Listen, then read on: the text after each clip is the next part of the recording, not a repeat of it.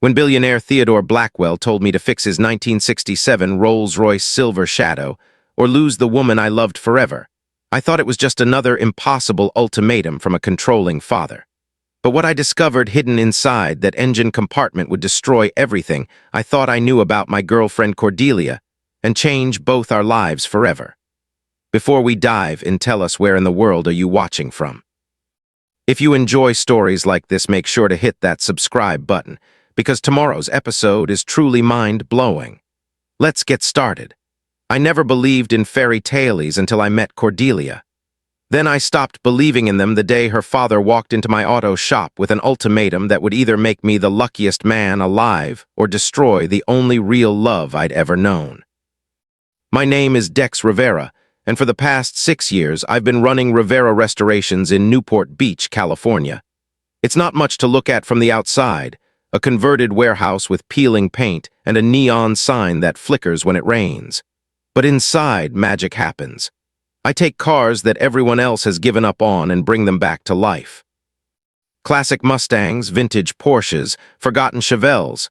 They come to me broken, rusty, and abandoned, and they leave purring like the day they rolled off the assembly line. That's where I was 8 months ago when Cordelia first walked into my life. She wasn't driving some fancy sports car or stepping out of a chauffeur-driven limousine. She was in a beat-up Honda Civic, wrestling with a German Shepherd that was clearly in no mood to visit the veterinary clinic next door. Her hair was in a messy ponytail, she had dog treats falling out of her pockets, and when she looked up at me through my shop window, she had the most genuine smile I'd ever seen. "Excuse me," she called out. "You don't happen to have a spare leash, do you? Captain here decided to eat his on the drive over." That's how it started. One spare leash turned into coffee the next morning. Coffee turned into long conversations about everything and nothing. She'd stop by after her volunteer shifts at the animal shelter, and I'd find excuses to take breaks from whatever restoration project was consuming my life. She never asked about money, never seemed impressed by the expensive cars I worked on, never made me feel like I needed to be anything other than exactly who I was. Cordelia Blackwell, though I didn't know her last name then, was everything I never knew I was looking for. She was kind without being naive, intelligent without being condescending, and beautiful in a way that seemed to come from somewhere deeper than just her looks. She'd sit on my workbench while I explained the intricacies of a carburetor rebuild, asking questions that showed she was actually listening. She'd bring sandwiches from this little deli down the street, and we'd eat them sitting in whatever classic car I was working on, pretending we were driving through the countryside instead of sitting in a garage that smelled like motor oil and metal polish. For 8 months, I lived in this perfect bubble where the woman I was falling in love with loved me back for exactly who I was. A working-class guy who got his hands dirty for a living, who lived in a small apartment above his shop, who measured success by the satisfaction of hearing a perfectly tuned engine come to life after months of careful work. I was planning to propose. I had my grandmother's ring cleaned and sized, had picked out the perfect spot overlooking the harbor where we'd shared our first real kiss. I thought I had it all figured out. Then Theodore Blackwell walked into my shop on a rainy Thursday morning in March, and everything changed. He didn't knock, he didn't announce himself. 1 minute I was alone, working on a 1969 Camaro SS, and the next minute there was this imposing figure in a $1,000 suit standing in my doorway like he owned not just my shop, but the entire block it sat on. He had silver hair perfectly styled despite the rain, cold blue eyes that seemed to catalog every detail of my humble operation, and the kind of presence that makes you immediately aware of how much grease you have under your fingernails. "Mr. Rivera," he said, his voice carrying the weight of someone accustomed to being obeyed without question. "We need to talk about my daughter." That's when my fairy tale ended and my real story began, because this wasn't just any concerned father checking out his daughter's boyfriend. This was Theodore Blackwell, real estate mogul worth more money than I could count, owner of half the commercial properties in Southern California, and according to the business magazines I frantically Googled later that day, one of the most ruthless negotiators on the West Coast. And Cordelia, my sweet, down-to-earth girlfriend who drove a Honda and volunteered at animal shelters, was his daughter. The heiress to a fortune I couldn't even comprehend, who had been slumming it with me for 8 months while I fell completely and hopelessly in love with someone who was so far out of my league, we weren't even playing the same sport. But that was just the beginning, because what Theodore Blackwell told me next would set in motion 30 days of the most intense, heartbreaking, and ultimately life-changing challenge I'd ever face. And what I would discover hidden inside a flood-damaged 1967 Rolls-Royce Silver Shadow would reveal a truth about love, loss, and family that none of us saw coming. Let me tell you about my life before that Tuesday night changed everything. For 2 years since Mom died, I've been working double shifts at Romano's diner just to keep my head above water. The medical bills from her cancer treatment are crushing me. Even with insurance, we owed over $40,000 when she passed. Chemotherapy, radiation, experimental treatments that didn't work, hospital stays that stretched for weeks. I'm 23 years old and I feel like I'm drowning in debt that isn't even mine. My apartment is a studio the size of most people's closets. I sleep on a futon that doubles as my couch, and my kitchen is basically a hot plate and a mini fridge. Most nights I eat whatever leftover food I can take home from the diner. Ramon, the cook, always makes sure there's extra soup or day-old bread for me. He knew my mom from when she used to pick me up from my high school job here 5 years ago. Everyone at Romano's loved Constance. She had this way of making people feel seen, you know. She'd ask about Ramon's kids, remember the names of the regular customers' grandchildren, always had a kind word for everyone. I keep her photo in my apron pocket. It's from her 50th birthday party just 6 months before the diagnosis.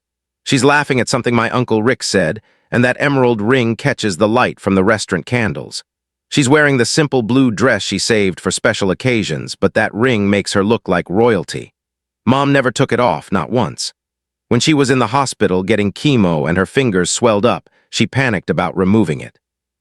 The nurses had to use soap to get it off for her MRI, and she cried the whole time.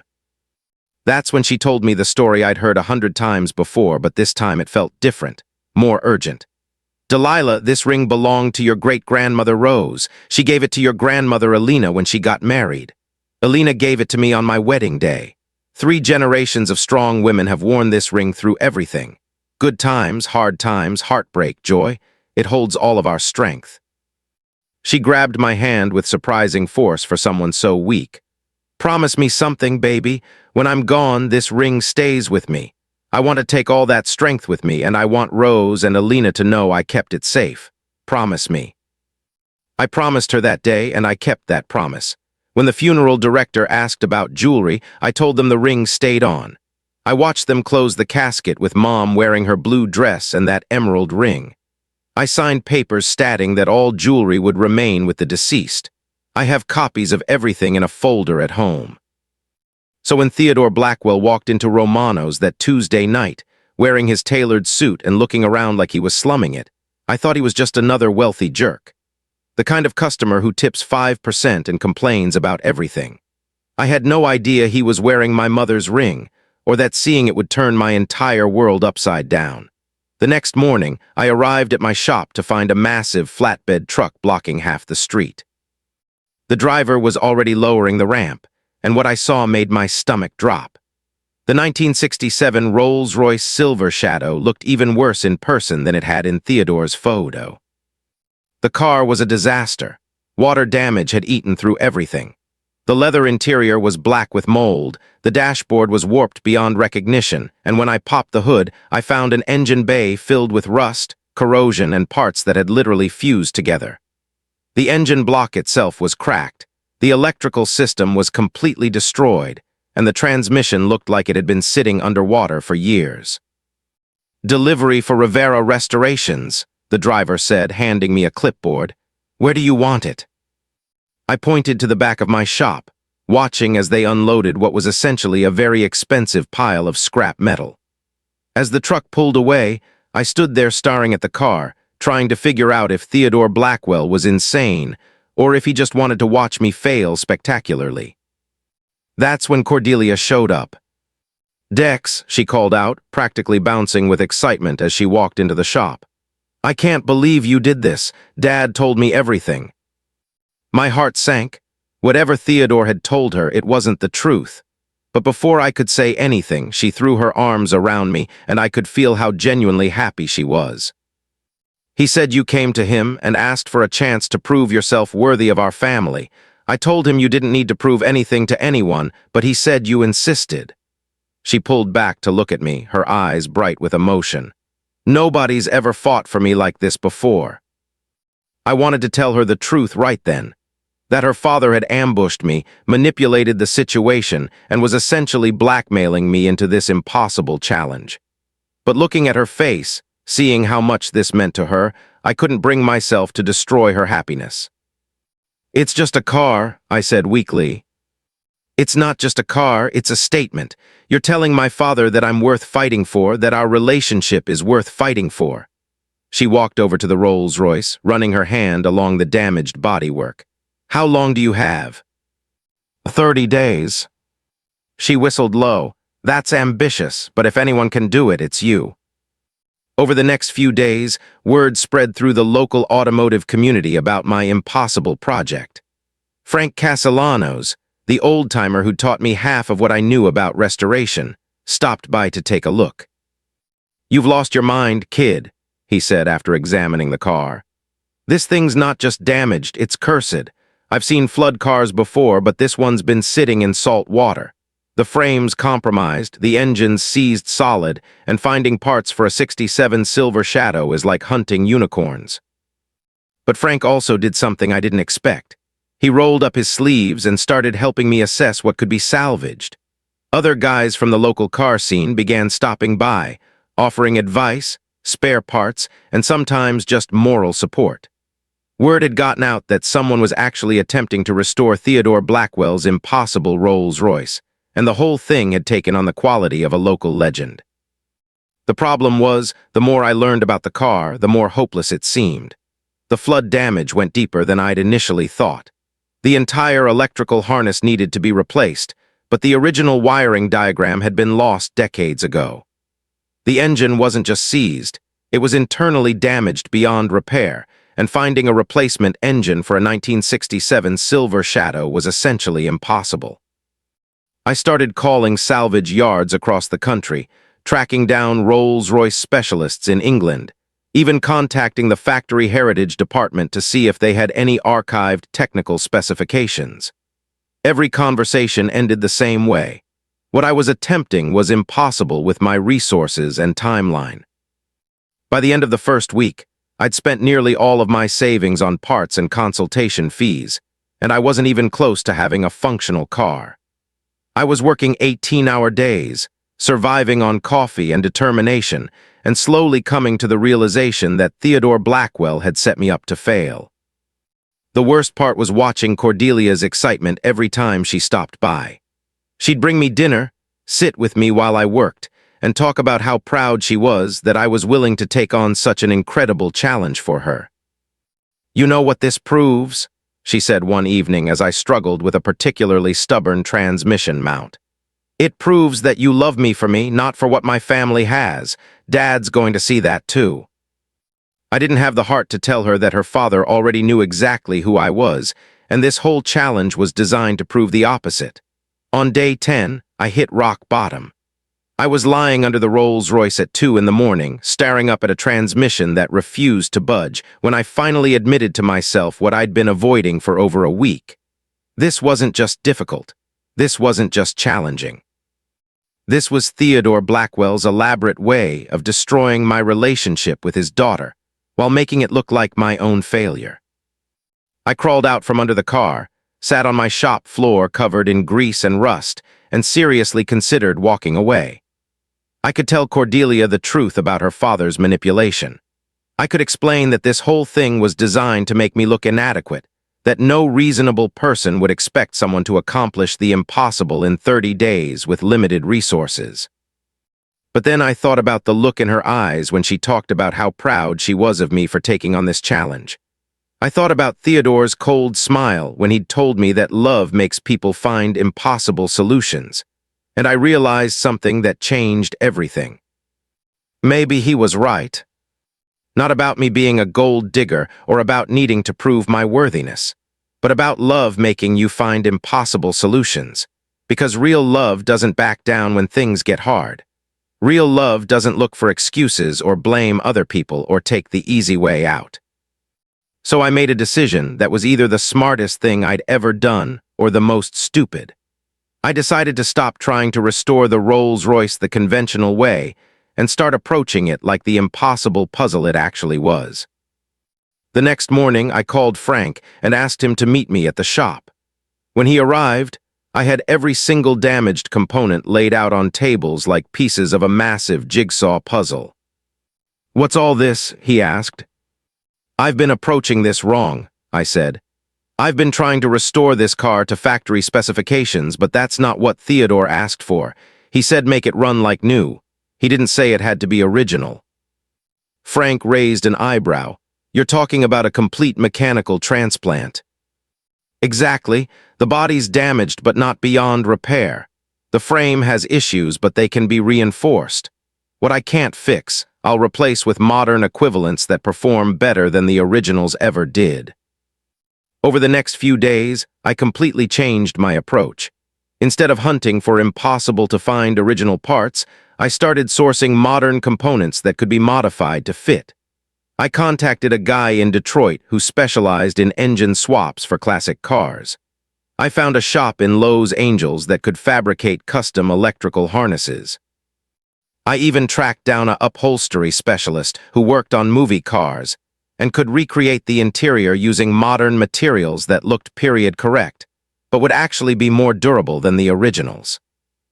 The plan was ambitious, expensive, and completely insane.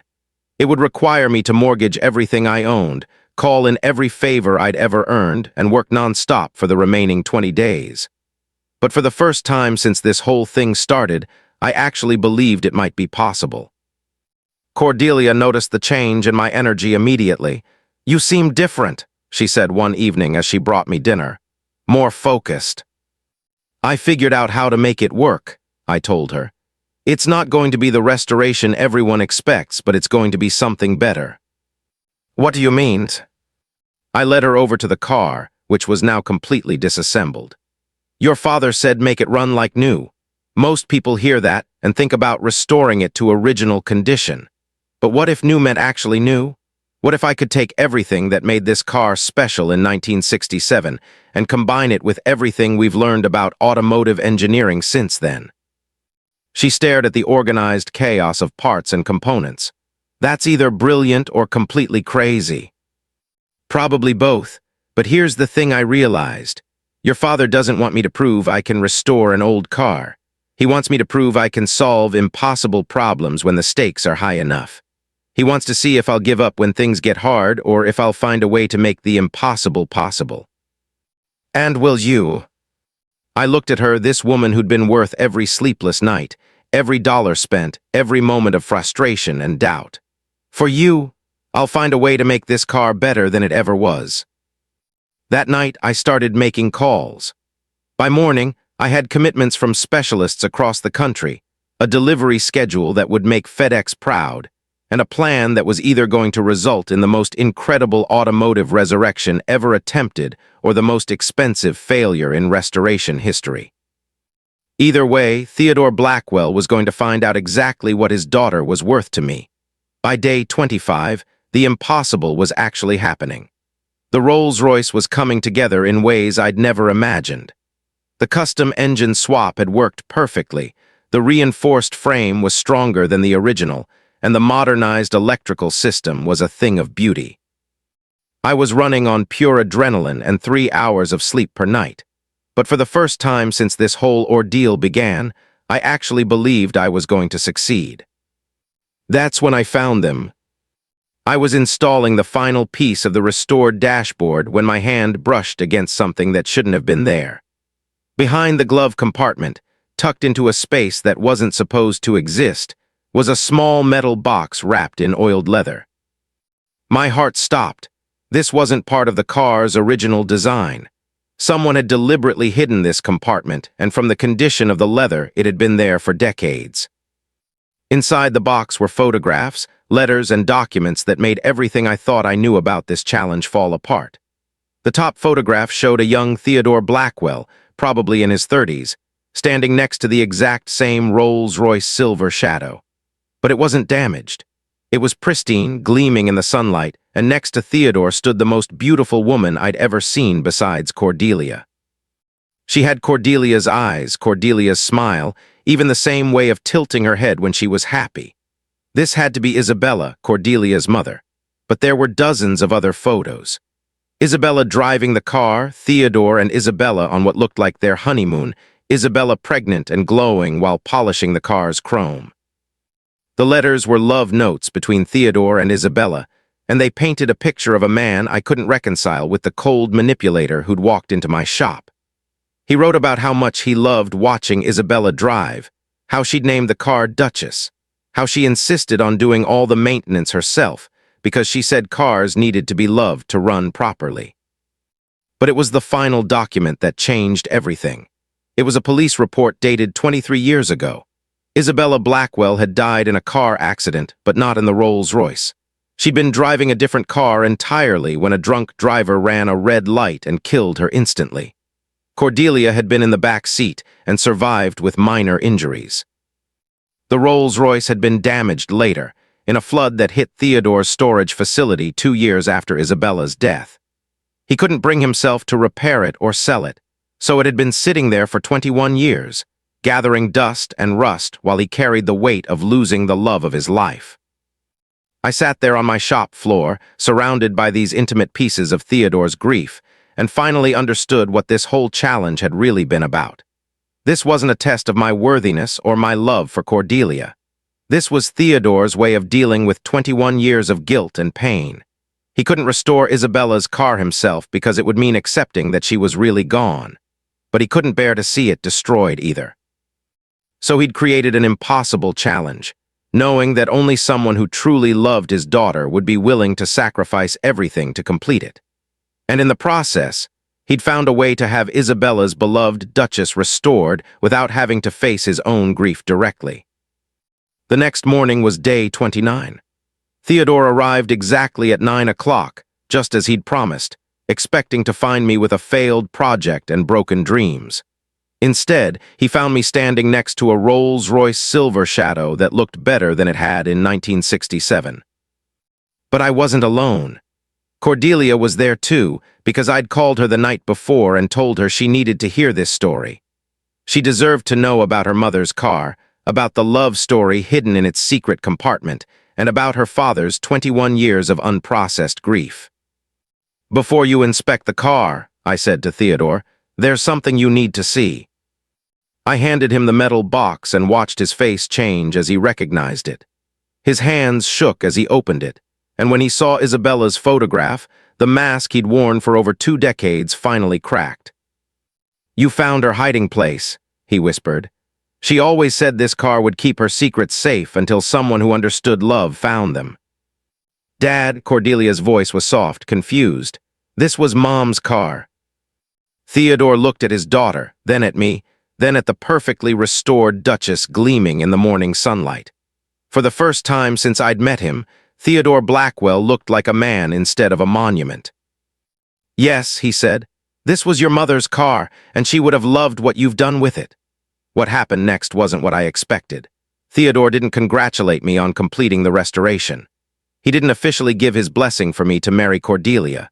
Instead, he walked slowly around the Rolls-Royce, running his fingers along the perfectly restored bodywork, and for the first time since I'd known him, he looked like a broken man. "She used to say this car had a soul," he said quietly, "that it could sense when people truly loved each other. I thought that was just Isabella being romantic, but after she died, I couldn't bring myself to touch it. Every time I tried, it felt like I was admitting she was really gone." Cordelia moved closer to her father, and I could see 26 years of questions finally getting answers. "Why didn't you ever tell me about the car? About what it meant to Mom?" "Because talking about your mother meant talking about losing her, and I've spent 23 years trying not to do that." Theodore's voice cracked. "I built walls around everything that reminded me of her, including you sometimes. I know I haven't been the father you deserved." I watched this reunion between father and daughter, feeling like an intruder in their moment of grief and reconciliation.